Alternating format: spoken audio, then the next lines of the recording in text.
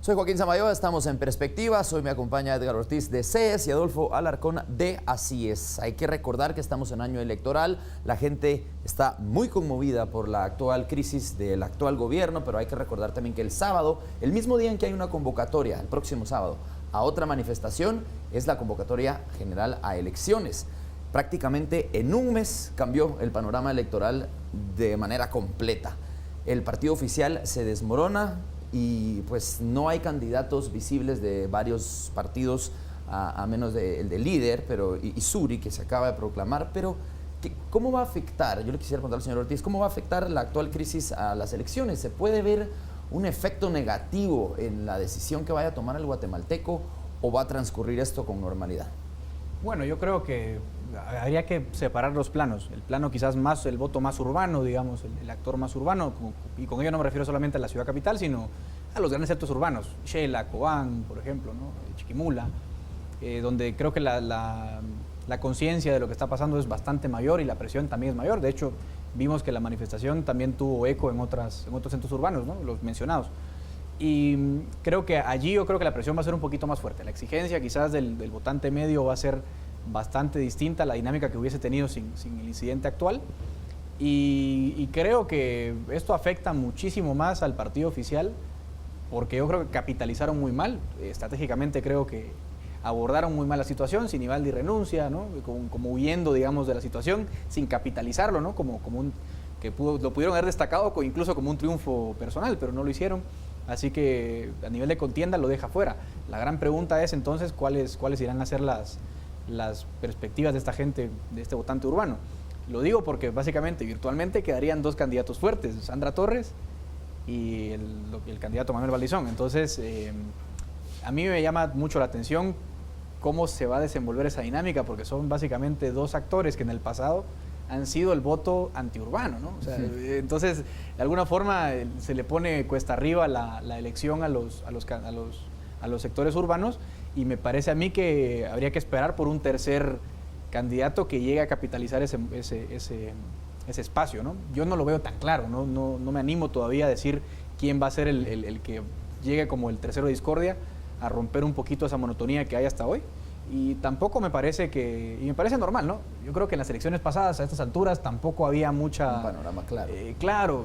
Más o menos en junio, julio ya se divisa claramente quiénes son los 3 o 4 fuertes, y por el momento yo creo que va a influir mucho en las demandas del sector urbano la transparencia. Yo creo que ese va a ser un poquito el discurso. Mezclado con empleo, que de alguna forma el empleo ha sido la otra cara del discurso, la seguridad como que quedó en un segundo plano, en este caso yo creo que a un tercer plano incluso, debido a que este caso va a marcar la dinámica de los sectores urbanos junto con el empleo. Yo quisiera mostrarles ahora una nota en donde, bueno, se evidencia cómo el Partido Patriota en su Asamblea General no logra proclamar a los candidatos como se esperaba. A una semana de la convocatoria de elecciones, únicamente tienen el listado nacional de diputados, pero ojo, es un listado importante. Esta es la información.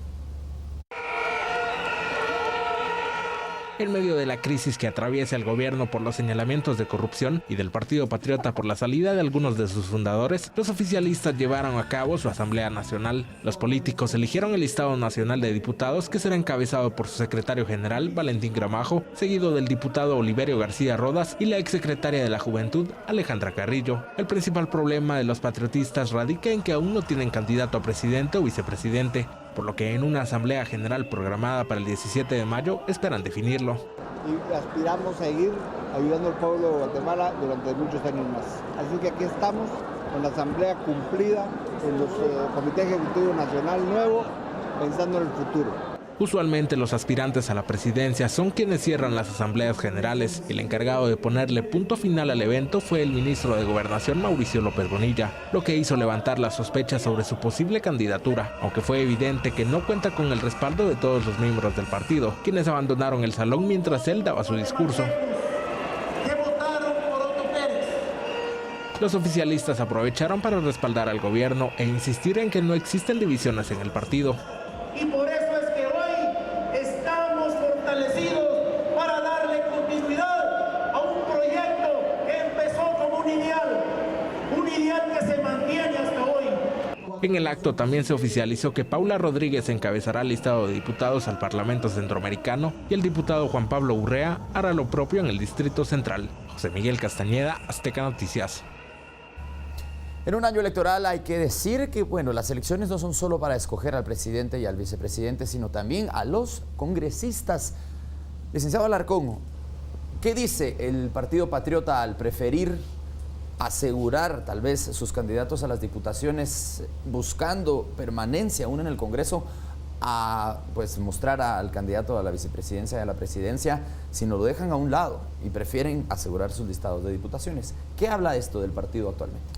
Yo creo que es una estrategia que han seguido los partidos oficiales anteriores en las últimas elecciones, es decir, ellos prefieren no competir o no enfocarse tanto en una candidatura presidencial que seguramente les va a ser desfavorable, y sí concentrarse en tener una bancada más o menos representativa y numerosa, porque saben que teniendo una fuerza política en el Congreso pueden ser esa bisagra que puede abrir o cerrar puertas, tanto en el gobierno como en el mismo organismo legislativo. Entonces considero que esa es la estrategia que ellos están apuntando y me parece, ante la situación que están enfrentando, algo bastante razonable.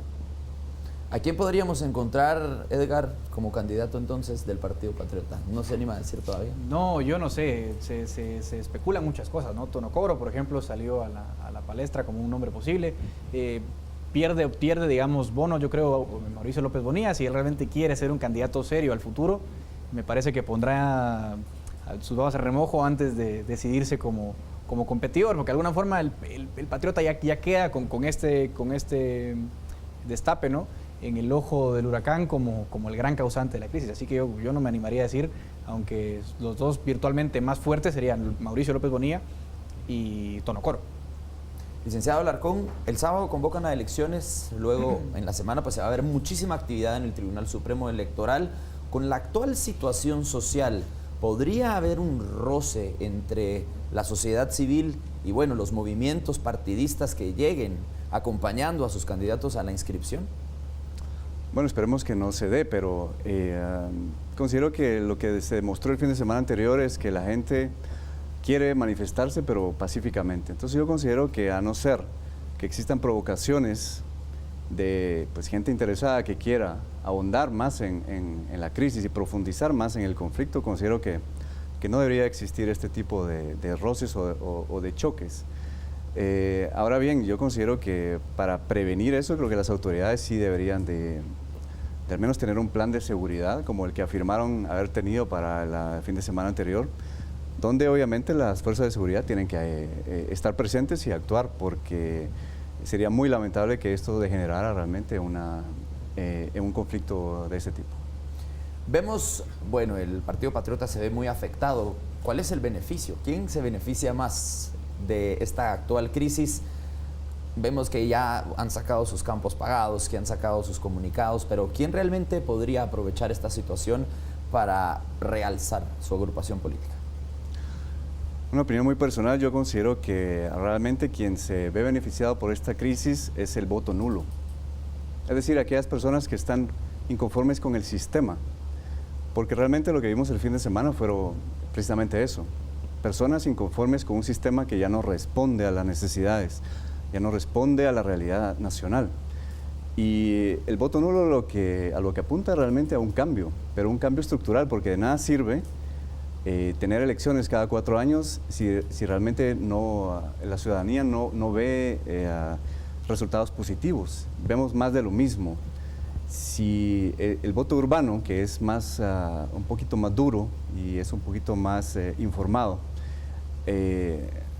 capitaliza o analiza más esta situación, considero que veríamos mucho más porcentaje de abstencionismo y de voto nulo que en pasadas elecciones. Es una opinión muy personal, pero considero que un candidato que surja como una tercera alternativa, como hablaba Edgar, yo no lo veo hasta el momento. No veo una figura que pueda captar toda esa inconformidad y que pueda erigirse como un serio contendiente a estas elecciones. Realmente no lo veo en este momento. Hay que mencionar también que en segunda vuelta, pues el voto urbano es el que más cuenta. En primera vuelta tal vez no se refleje mucho en los números, pero en segunda vuelta puede existir, bueno, un panorama inesperado en las elecciones. Vamos a llegar al momento de las conclusiones. ¿Qué podemos esperar entonces, señor Ortiz? ¿El deber cívico y ciudadano se va a manifestar por medio del voto o por medio del movimiento actual que existe de indignación y de contra al gobierno actual? Yo creo que de las dos formas, porque yo creo que son dos cosas separadas. A lo mejor ahora mismo la manifestación se debe a una muestra de inconformidad patente, ¿no? Muy palpable, muy al ojo común, ¿no? Y el voto, pues también como una reacción, como digamos la única oportunidad seria y concreta en la cual el ciudadano puede expresarse con efectos legales, porque la manifestación puede quedar simplemente en eso.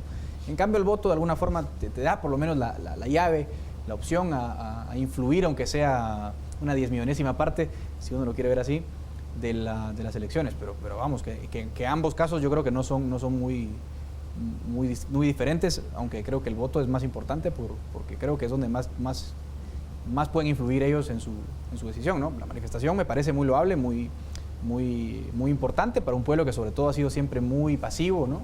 Y esto yo creo que es positivo, hay que destacarlo de todas formas, aun y cuando no se logre nada.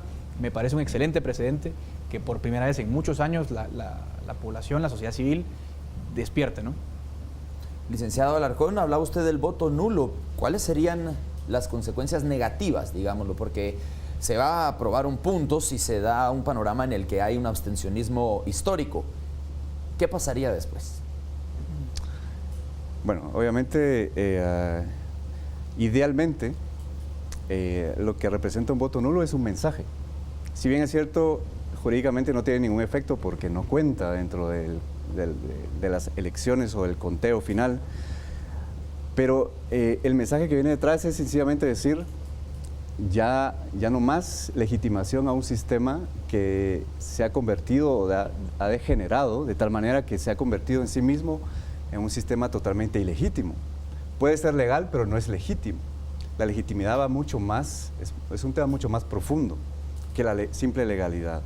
Vivir en una democracia formal, donde supuestamente existe un Estado de Derecho, pero que en la realidad lo que tenemos es todo lo contrario, yo considero que esta manifestación mandaría un claro mensaje de que necesitamos realmente un cambio estructural, que el sistema vigente está totalmente, no solo desacreditado ante la ciudadanía, sino que ha demostrado que no responde a las necesidades de la población y que por tanto se requiere un cambio significativo, un cambio, una oportunidad. Yo veo esto como una oportunidad para que realmente, históricamente, podamos salir de ese retraso que llevamos el país de tantos años y que realmente podamos encauzarlo a un país diferente.